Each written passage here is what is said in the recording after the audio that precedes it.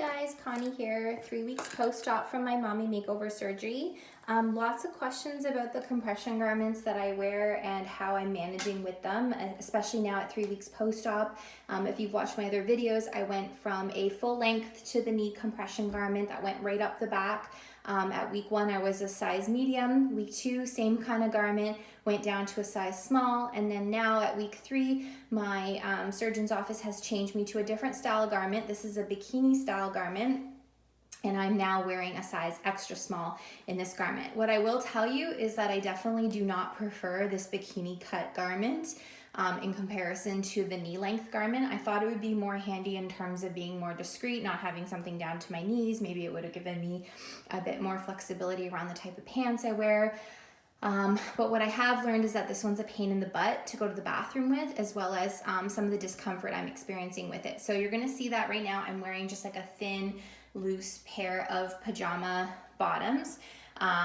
In some of my other videos, you would have seen that I was wearing some high-waisted and a little bit wider cut, I'll say, post-surgical underwear. And those underwear are great, but I was finding that due to the amount of pulling that this garment's doing, especially in my bikini zone, I was getting a ton of chafe in my bikini zone area.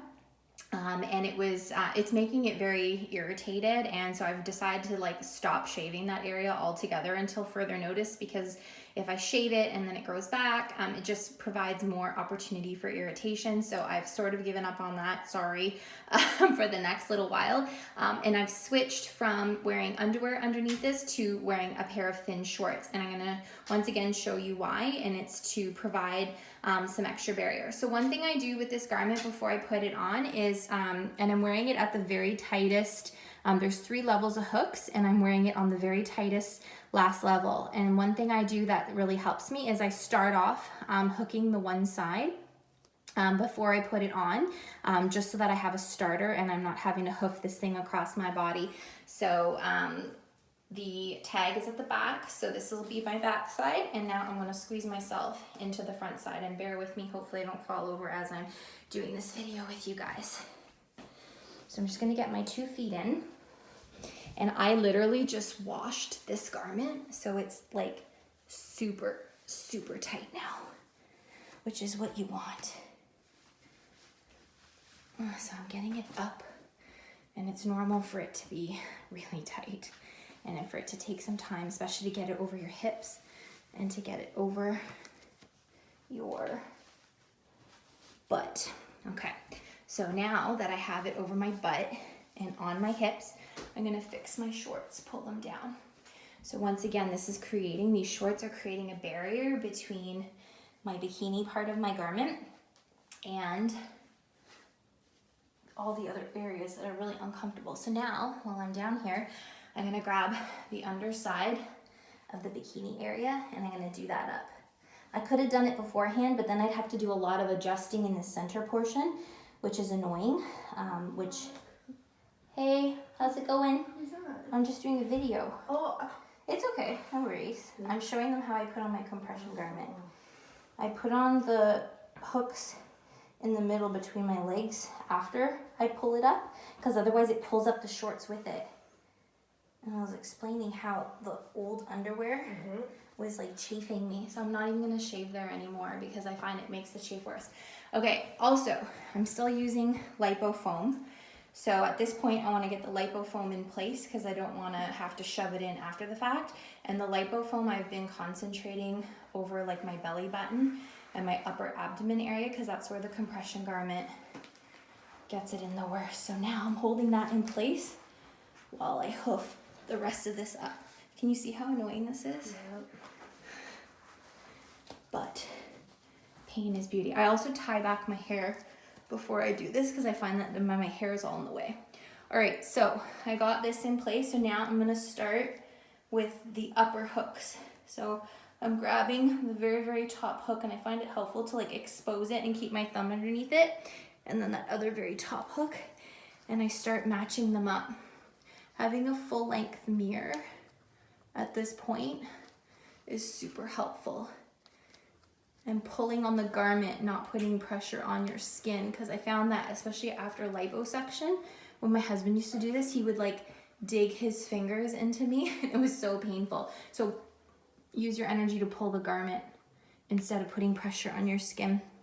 I mean, obviously if you have someone to help you with this, it makes life easier, but the reality is I don't always want to wait for my husband to come home from work to do all this because it's a long process. I don't wash it every day. I wash it like every other day. Oh, see, I missed a hook there.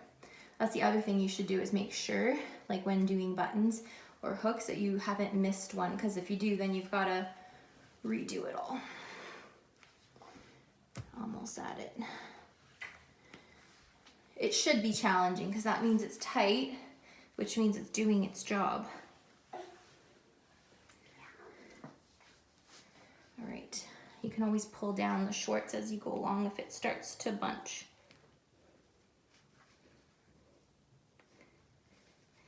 Okay, the last one's always the most difficult, which is why keeping just like the 3 bottom ones done up initially, not going any higher than that, is good, because that way you can get a good latch on the last one. Okay, so that's all done up.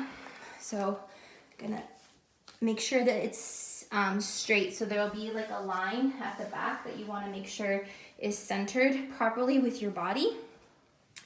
And then you pull your straps over. Now, these straps really dig in under my arms. So sometimes this week I've been getting lazy and just hooking them into my bra strap, but really for full compression, you should be pulling this all the way up and it should be clipping in. And what I've been experimenting with is with these straps, kind of hooking them around my bra strap, or if it's really digging in, adding a piece of lipo foam to that area to give me a bit of a barrier. Once again, this does not look pretty, does not look comfortable, it's not necessarily comfortable, but these things have to be worn as per whatever your surgeon says, like sometimes 6 weeks, 12 weeks or longer. So it's best to find, and if you hit yourself in the face putting it on and trying to get tight enough tension, that's normal too. Best thing is to just try to find a way to make it as comfortable as possible. So I wanted to share with you guys the method that I'm using. I feel most comfortable wearing it like this. I know it looks super ridiculous to have a pair of shorts underneath, but you can imagine that if I didn't, this would be riding up me all day long, super annoying, super painful. So for me, the shorts just make it a lot easier. And then when I go to the washroom, I literally just undo the middle part, pull down my shorts, or sometimes even I just pull these really loose shorts to the side to go to the washroom, and then call it a day. So once again, guys, I hope you find this video helpful. This is the stuff I never found on YouTube when I was going through researching my journey, and I'm one of those super anal people that like to research and plan for every scenario. So I wanted to show you how I'm managing putting on my super, super tight garment 3 weeks post-op from my surgery, as well as while incorporating my liposuction foam. And you can see my other videos about how I do my dressings, and I hope you guys find this informative.